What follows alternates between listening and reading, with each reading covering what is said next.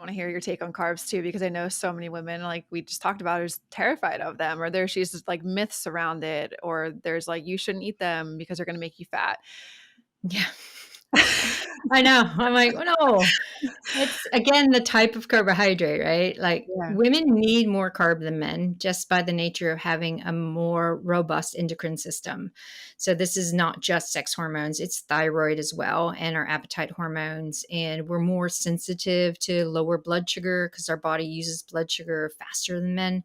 So Hmm. when we're talking about carbohydrate, I think the fear came from all the super high carb diets that were in vogue in the 80s, early 90s, and it was pasta and rice and bread, and then people who weren't active were also trying to follow that, but it morphed into a higher sugar content. And so we have to unpack what carbohydrate means.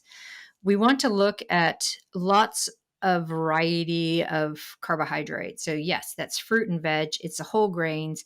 It's also like sprouted grain bread or sourdough bread. Don't be afraid of it because it's all super beneficial. It's fits in with if you're having protein with it, it helps moderate blood sugar.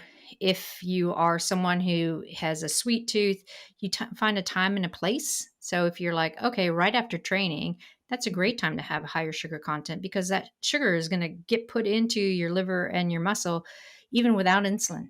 Because we know that post exercise is an acute recovery period where your body just soaks it up. So Hmm. there is a time and a place for the things that you think, oh, I shouldn't have.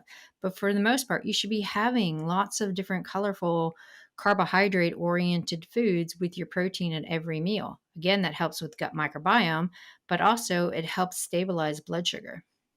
Love that. How about cycling or like, timing around the workouts as you just mentioned? Like what's the deal around that? Or should it just be like a, hey, focus on getting your carbohydrate intake balanced throughout the day based off of the fruits, veggies, whole grains, sprouts, all that kind of stuff. What do we do?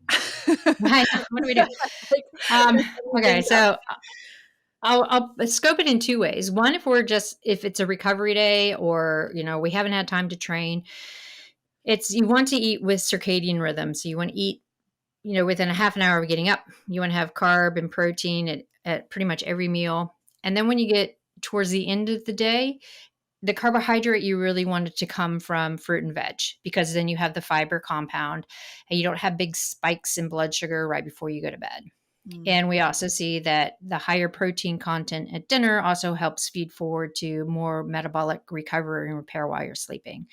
So you want to think higher carb into higher protein throughout the day. Mm. If we're looking at a training scope, if we're going to train first thing in the morning, we get up and we have a little bit of carb and protein, not a lot, 15 grams of protein, 30 grams of carbohydrate. So people are like, what does that look like? A couple of tablespoons of low fat Greek yogurt and a little bit of honey. There you go. Mhm. Perfect. Um, then you have your real breakfast half an hour, 45 minutes after training. Mhm. And with that breakfast, you want a good hit of protein and some carbohydrate because we're going to take advantage of that open window to pull carbohydrate in to stimulate the hypothalamus that we're not under exercise stress anymore. Let's start rebuilding and repairing. And also telling the hypothalamus that, hey, you know what? You don't have to start conserving things. You don't have to stay in a breakdown state because there is nutrition here. And then you can go on with your day, right? Yes. And we want to look at using training as a way that we can manipulate signals to the brain to really change body composition. Because there's so many women are like, I'm going to do fasted training and then I'm not hungry after training. So I'm going to withhold food until my next meal. And you're staying in this big breakdown state that's a threat to the hypothalamus, central area of the brain that controls so many things like thermoregulation, appetite hormones, our sex hormones, our thyroid. And if you're in that big hole of no food, the brain's like, yep, not enough. I'm going to start turning things down. So let's look at using eating opportunities in and around training as a way that we can maximize our training ability to hit intensities we want, recover well, and also have an eating opportunity to help the brain understand that we are not in a significant famine. We have the opportunity to build muscle. Mic drop. Yes, say it louder. "Let's eat some food, please." Yes, amen to that, man. Oh, I remember when I told, people when I first, like, got into the fitness space and was learning all of these things, and man, so it's over a decade ago now. But I remember telling someone that they should try to just give them body a little bit of food before they work out, and it's like, "No, I've never done that before. I can't do that. I'm never hungry. I feel like I'm gonna get sick."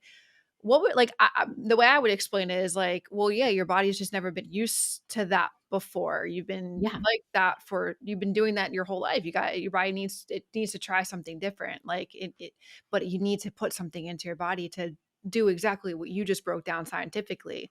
W yeah. yeah, I still have pushback. Still, "Oh, I can't eat that early in the morning." I'm like, "I'm not telling you to have a full meal. I'm just yeah, saying bring your blood sugar up. exactly, and Give just it some like amino acids. a Just a little bit." yeah, a Yeah. couple bites of, Greek yogurt and honey. It's like Yeah. nothing, but it's Yeah. the perfect amount that you need. Yeah. Exactly. Yeah.